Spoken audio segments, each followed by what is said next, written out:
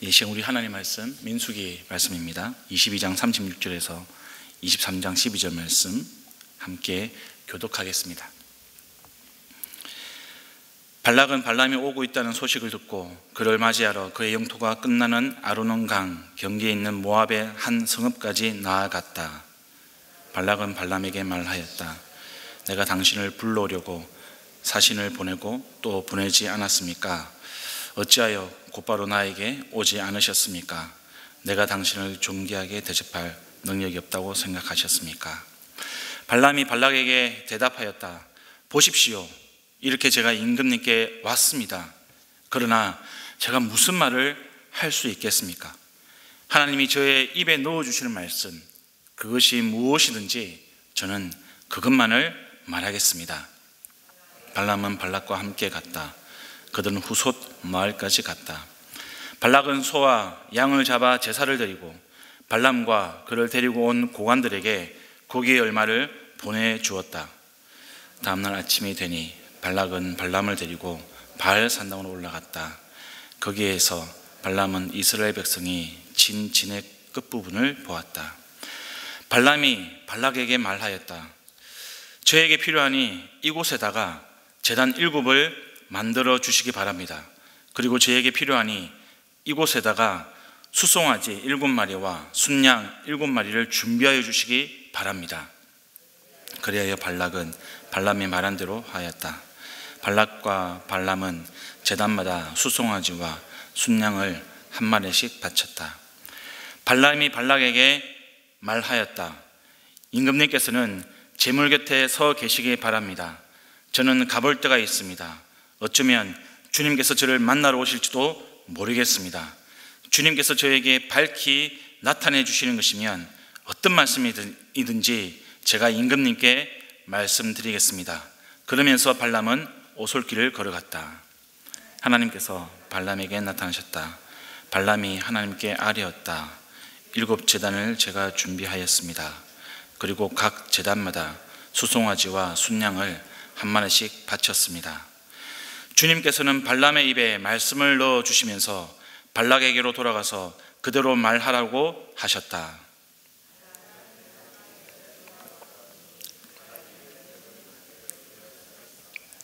모압 모관들도 모두 그와 함께 있었다. 발람이 예언을 선포하였다. 발락이 나를 시리아에서 데려왔다.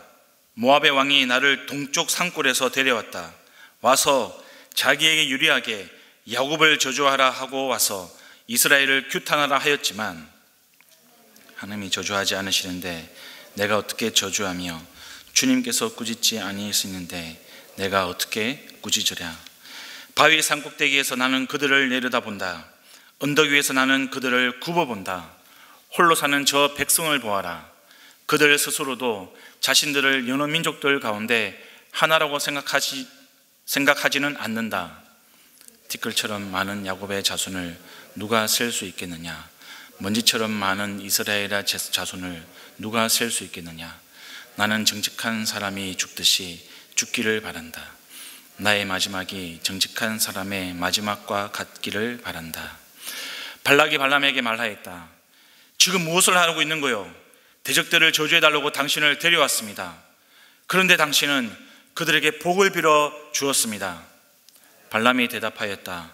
주님께서 나의 입에 넣어주시는 말씀을 말하지 말란 말입니까? 아멘. 예, 여러분 오늘은 발시성을 가진 두 사람이 등장합니다. 그렇죠? 발람과 발락. 좀 헷갈리는 그런 분도 계시겠습니다. 오늘 본문은 두 부분으로 좀 나누어서 볼 수 있겠습니다. 한 부분은 22장 36절에서 40절까지고요. 또 나머지 부분이 이 두 부분으로 나눌 수 있겠습니다. 첫 번째 부분 22장 36절에서 40절까지 이 부분은 이제 어제 토요일 날 그저께죠. 토요일 본문과 연결해서 이제 봐야 됩니다. 하나님의 뜻을 분별하지 못했던 발람은 기어이 자기의 고집대로 하나님이 허용하시는 만큼 또 발락이 보낸 이 모압 고관을 따라서 이제 나섰습니다. 모압으로 갔죠. 발람을 맞이하는 이 발락은 자신이 이 발람을 데려오기 위해서 얼마나 노력을 많이 했는지 지금 이야기를 하고 있습니다. 내가 당신을 존귀하게 대접할 능력이 없다고 생각하셨습니까? 그래서 안 오셨습니까? 내가 얼마나 고관들을 또 보냈는데 왜 이제서야 오셨습니까? 이런 말투로 이야기를 합니다. 이 질문은 여러분, 내가 당신을 존귀하게 만들 수 있는 능력이 내게 얼마든지 있다, 이것을 지금 자랑하기 위해서, 그것을 이야기해 주기 위해서 말하고 있는 겁니다. 자기가 얼마든지 존귀하게 만들어 줄 테니까, 내가 당신을 존귀하게 만들어 줄 테니까 괜히 그렇게 튕기지 말고, 거룩한 척 하지 말고, 고귀한 척 하지 말고 내 말을 들으라는 겁니다. 나의 요구대로 이스라엘 백성들을 저주해 달라는 겁니다. 여러분, 이 내용을 보면서 혹시 생각나는 장면 없으십니까? 저는 이 질문을 보면서 머릿속에 한 장면이 떠올랐습니다. 그 장면이 뭐냐고 하니까 이 광야에서 사단이 예수님을 시험하는 장면입니다. 오늘 이 사건과 참 많이 닮았습니다. 아시는 바대로 이 사단은 예수님을 세 가지로 시험하죠. 그 중에서 맨 마지막 시험이 예수님을 데리고 지극히 높은 산으로 올라가서 이 천하만국과 영광을 예수님께 보여줍니다. 그리고 이 모든 것을 주겠다고 이야기하죠. 근데 하나의 조건이 있습니다. 네가 나한테 엎드려 경배하면 주겠다는 겁니다. 네가 내 말을 들으면 주겠다는 겁니다. 오늘 본문도 마찬가지죠. 당신이 내 말대로 이스라엘을 저주하기만 하면 내가 당신을 존귀하게 만들어 주겠다, 부귀 영화를 누리게 해주겠다, 떵떵거리며 살 수 있도록 해주겠다. 여러분, 이게 사탄이 역사하는 패턴입니다. 역사하는 패턴. 이게 발람에게 먹혔습니다. 39절에서 40절을 보시면 발락이 자기를 따라온 발람을 위해서 소와 양을 잡아서 제사를 지내고 발람에게 그 고기를 줍니다. 여러분, 당시 소와 양은 이 고대 근동에서 가장 가치 있고 가장 소중한, 사람들이 그렇게 여기던 재산이었습니다. 그것으로 제사를 지낸다는 것, 그것은 발람을 이 당대 최고의 VIP로 대접해 주고 있다는 겁니다. 발람은 VIP 대접을 받으면서 어깨가 올라갈 대로 올라간 상태가 되었을 겁니다. 여러분, 목적이 이끄는 삶이라는 유명한 책이 있습니다. 많은 분들이 읽어봤을 텐데요. 근데 여러분, 그리스도인들만, 이 기독교인들만 목적을 이끄는 삶을 살아가는 게 아닙니다. 이 사단도 나름대로의 목적을 이끄는 삶을 추구합니다. 기독교인들과 다른 점이 있다면 그 방향과 내용이 다르다는 거죠. 사단을 이끌어가는, 사단이 추구하는 목적이 뭡니까, 여러분? 하나님 대신 자기를 경배하라는 거죠. 하나님 자리에 하나님을 두지 말고 나를 경배하라는 겁니다. 자기 말을 들으라는 겁니다. 자기를 따라 달라는 겁니다. 이것을 위해서 지금 사단이 발람을 매수하고 이용하듯이 저와 여러분도 돈, 명예, 권력, 성적인 유혹, 그 외에 우리가 속을 만한 것들을 갖다 놓고 자기의 목적을 달성하려고 하는 거죠. 나에게 경배하면, 내 말을 들으면, 나를 따르면 이 모든 것, 네가 원하는 것 다 줄게, 이렇게 이야기를 하는 겁니다. 저와 여러분이 보암직도 하고 먹음직도 한 그런 탐스러운 열매, 그런 열매로 미혹하는 사단의 시험에 넘어가지 않기를 간절히 바랍니다. 우리가 이런 사탄의 패턴에 자꾸 넘어가서는 안 되는 겁니다. 발람처럼 자꾸 미련을 가지고 기웃기웃거리지 말고요, 그런 미련을 버리고 오늘 저와 여러분이 결단하고 과감하게 뒤돌아서 주시기를 부탁을 드리겠습니다. 혹시 여러분이 이런 시험 때문에 고민하고 있다면, 이런 시험거리가 내 앞에 있다면 여러분 일어나서 그 길을 벗어나 주기를 간절히 부탁드리겠습니다. 발락의 발언에 대해서 이 발람은 발락에게 이렇게 이야기합니다. 하나님이 자기의 입에 넣어주시는 말씀만 말하겠다, 이렇게 이야기하죠. 여러분, 언뜻 굉장히 믿음이 좋아 보입니다. 근데 여러분, 여기에는 좀 곱씹어 볼 그럴 필요가 있습니다. 22장 12절을 보시면 하나님이 발람에게 이미 말씀하셨습니다. 너는 그 사신들과 함께 가지 말아라. 이집트에서 나온 그 백성은 복을 받은 백성이니 저주하지도 말아라. 이미 하나님 말씀하셨습니다. 복을 받은 이스라엘을 저주하지 말라는 것, 분명한 하나님의 메시지였습니다. 그런데도 발람은 또다시 하나님이 내입에 넣어주시는 말씀이 뭔지 그것을 내가 듣고 말씀해 주겠습니다, 이렇게 이야기하고 있는 것이죠. 이미 들었는데도, 이미 알고 있는데도 다시 한번 자기가 무엇을 이야기해야 될지 마치 모르는 것처럼 그렇게 이야기를 하고 있는 겁니다. 여기에 담긴 마음은 이런 게 아닐까. 혹시나 하나님의 마음을 바꿔서 이 이스라엘을 저주하는 말씀을 주시지 않을까, 그런 기대감이 녹아 있는 거죠. 또 한편은 이런 마음도 있는 것 같습니다. 당신이 오라고 해서 내가 오기는 왔는데 나 그렇게 호락호락한 사람은 아닙니다. 이스라엘 하나님은 나보고 가지 말라고 했습니다. 그래서 겨우겨우 내가 이 자리에 왔습니다. 그래서 내가 이스라엘을 저주하는데 이런 웬만한 대접 가지고는 내가 함부로 행동할 수가 없습니다. 이렇게 자기의 존재 가치를 한껏 높이려는 그런 마음도 보이는 것 같습니다. 하나님의 말씀을 듣고 따르는 것처럼 말하지만 속으로는 자기의 탐욕을 따르는 그런 발람의 이중적인 모습, 그런 모습이 이 본문에 담겨져 있는 발람의 모습인 거죠. 여러분, 저는 이 발람의 모습을 보면서 나에게는 이런 모습이었는지 다시 한번 돌아보게 됩니다. 여러분은 어떻습니까? 겉으로는 하나님의 뜻을 구하는 것처럼, 거룩한 것처럼 포장하면서 속으로는 여전히 우리의 욕심을 버리지 못하고 우리의 이익을 최대한 챙기려고 하는 그런 모습은 없으십니까? 마태복음 6장에 이렇게 말씀하시죠. 한 사람이 두 주인을 섬기지 못할 것이니 혹 이를 미워하고 저를 사랑하거나 혹 이를 중히 여기고 저를 경히 여김이라. 너희가 하나님과 재물을 겸하여 섬기지 못하느니라. 성도 여러분, 오늘 하루 누구를 경배하시겠습니까? 오늘 하루 무엇을 두 손에 들고 살아가시겠습니까?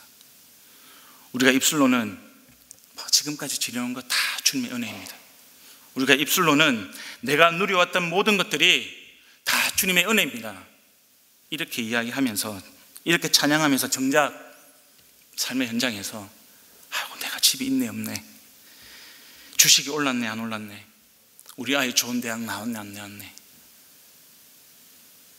좋은 직장 다니네 안 다니네, 이러면서 한걱정 가득 안고 더 가지려고, 더 높아지려고 한숨 푹푹 쉬면서 기회만 되면 세상에 절하기 위해서 그렇게 갈등하고 또 갈등하고 고민하고 있지는 않으십니까? 저와 여러분은 오직 하나님만을 섬기고요, 주님의 뜻만을 행하면서 이 세상을 살아갈 수 있기를 우리 주님의 이름으로 축복합니다. 우리 두 번째 부분은 22장 41절부터 마지막 23장 12절까지입니다. 먼저 1절에서 3절까지 한번 보겠습니다. 다음날 발락은 이 발람을 데리고 바알 산동을 올라갔습니다. 아마 산꼭대기에 있는 것 같아요. 어깨가 한껏 올라간 발람은 이 발락에게 제단 7 그리고 수송아지 7마리, 순양 7마리가 필요하다고 요구합니다. 여러분, 그런데 이 본문은요, 개역 개정을 보시면 나를 위하여 준비해달라고 그렇게 번역이 되어 있습니다. 우리 이 새 번역은 필요하다고 이렇게 번역을 하고 있는데, 개역 개정에서는 나를 위하여 이것들을 준비해달라 이렇게 번역을 했었습니다. 근데 이게 좀 더 원문에 가깝습니다. 나를 위하여, 나를 위하여, 나를 위하여. 발람의 속마음과 한계가 노출되고 있습니다. 만물과 만민의 주인이신 하나님은 이방 주술사를 통해서라도 말씀하시고 역사하십니다. 그런데 그 정작 말씀을 받은 이 주술사 발람, 그 사람은 여전히 이 하나님의 이 본 마음을 모른 채 하나님을 자기의 인생의 주인으로 모시지 못하고 있습니다. 그저 자기 중심적인, 그저 자기 성공을 위한 제사를 드리고 있는 겁니다. 그 사람한테는 하나님 뜻이 뭐 그렇게 중요하지 않아요. 그냥 나의 이익을 챙기면 되는 겁니다. 오직 자기의 목표만 달성하면 되는 겁니다. 그저 어떻게 하나님의 뜻을 바꾸어가지고 나의 이익을 간철시키기 위해서 어떻게 한번 이스라엘 백성들에게 저주 한번 해보고 자기의 몫을 챙기기 위해서 지금 이렇게 행동하고 있는 것이죠. 바알 산당에서 최고의 제물을 바치고 7제단이나 만들어서 지극정성으로 제사를 지내면 하나님이 자기의 제사에 감동을 해서 이스라엘을 저주할 수도 있지 않을까, 이런 기대하는 마음이 있는 겁니다. 지금 자기의 목표를 위해서 하나님을 이용하고 있습니다. 여러분, 이런 발람의 모습을 보면서 저와 여러분은 우리의 스스로의 모습을 볼 수 있어야 되지 않을까. 왜냐하면 저와 여러분이 우리가 기도를 하면서 이런 발람의 실수와 잘못을 똑같이 범하기 때문에 그렇습니다. 그런 경우가 자주 있습니다. 하나님의 뜻은 관심이 없고 그냥 내 뜻을 관철시키기 위해서 지극정성으로 기도하는 것. 내가 이만큼 기도했으니 하나님, 내가 원하는 것 좀 해주세요. 내가 이만큼 지극정성으로 주님 앞에 간절히 바라고 소망하니까 이제 내가 원하는 것 좀 들어주세요. 혹시 이런 마음으로 기도하고 있지는 않습니까? 우리의 마음과 생각대로 답을 다 정해놓고 하나님 앞에 나와가지고 하나님을 설득하는 거죠. 때를 쓰는 거죠. 강요하는 거죠. 여러분, 우리가 기억해야 될 것이 있습니다. 기도는 나의 뜻을 관철시키고 설득하는 그런 행위가 아닙니다. 기도는 하나님의 뜻이 무엇인지 구하고 듣고 의지하고 순종하는 그런 시간임을 기억해 주시길 바라겠습니다. 사절을 보니까 하나님이 발람에게 나타나셨습니까? 왜 나타나셨을까요? 왜 나타나셨을까요? 여기에 대해서 우리가 오해가 있어서는 안 되겠습니다. 우리는 발람이 지극정성으로 제사를 드렸기 때문에 그것에 대한 응답으로 하나님이 나타나신 것은 아닐까, 그렇게 오해할 수도 있겠습니다. 근데 여러분, 오히려 반대로 하나님은 지금 발람의 잘못을 깨우치기 위해서, 그것을 바로잡기 위해서 나타나신 겁니다. 오히려 이스라엘에 대한 하나님의 마음을 다시 한번 전하고 확정하기 위해서 지금 발람에게 나타나신 거죠.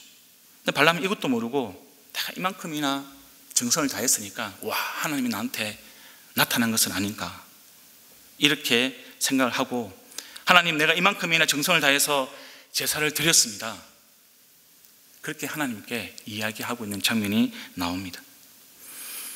여러분, 이 말은 하나님, 내가 7마리 소 잡고 7이 제단을 가지고 내가 정성껏 제사를 드렸으니까 이제 이스라엘을 위해서 저주 한마디 할 수 있게 해 주십시오, 그런 마음이 녹아져 있는 겁니다.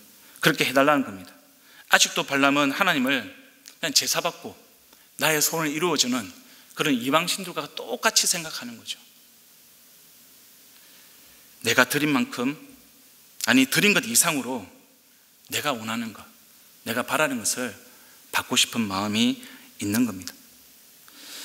근데 여러분, 하나님은 이런 발람의 모습에 대해서 전혀 관심이 없습니다. 발람이 드리는 제사에 대해서 하나님은 요만큼도 관심이 없습니다. 5절과 12절을 보면 하나님은 발람의 제사에 대해서는 한마디도 하지 않으시고요, 다시 발람의 입에 여전과 동일한 하나님의 말씀을 넣어주십니다. 여러분, 하나님은 우리의 뜻대로 말씀하는 분이 아니라 하나님의 뜻대로 말씀하는 분입니다. 다시 말씀드리지만 우리의 기도는 우리의 뜻대로 하나님을 조종하는 시간이 아닙니다. 그런 시간이 아니라 하나님의 뜻, 하나님의 말씀을 받아서 우리 입에 넣는 시간입니다.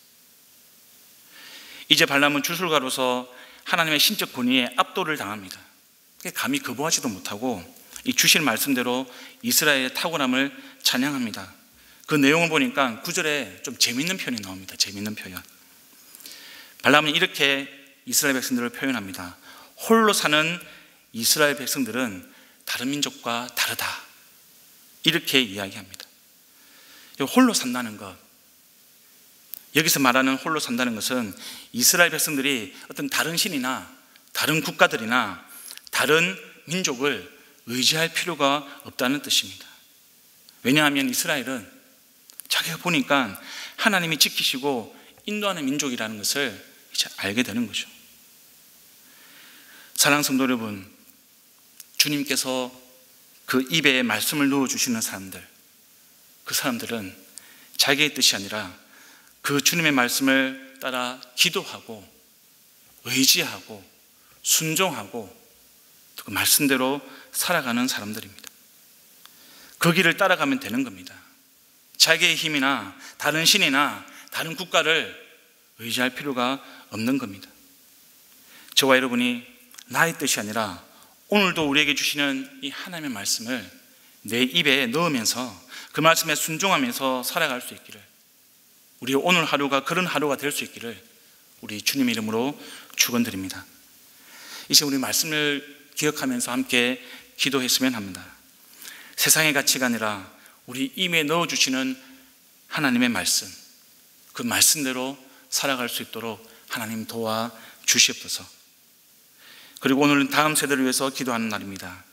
나의 뜻을 관철시키는 것이 아니라 우리 다음 세대가 하나님을 이용하는 사람이 아니라 주의 말씀을 받고 그 주의 뜻대로 자기의 인생을 살아가는 그런 다음 세대가 될 수 있도록, 그런 우리의 자녀가 될 수 있도록 세상에 절하지 않고 오직 하나님의 뜻만을 붙들고 살아갈 수 있는 우리 주의 백성들 될 수 있도록 우리 함께 기도하시고, 우리 가지고 나오신 기도 제목 가지고 우리가 주님께 간절하게 나아가겠습니다. 기도합니다.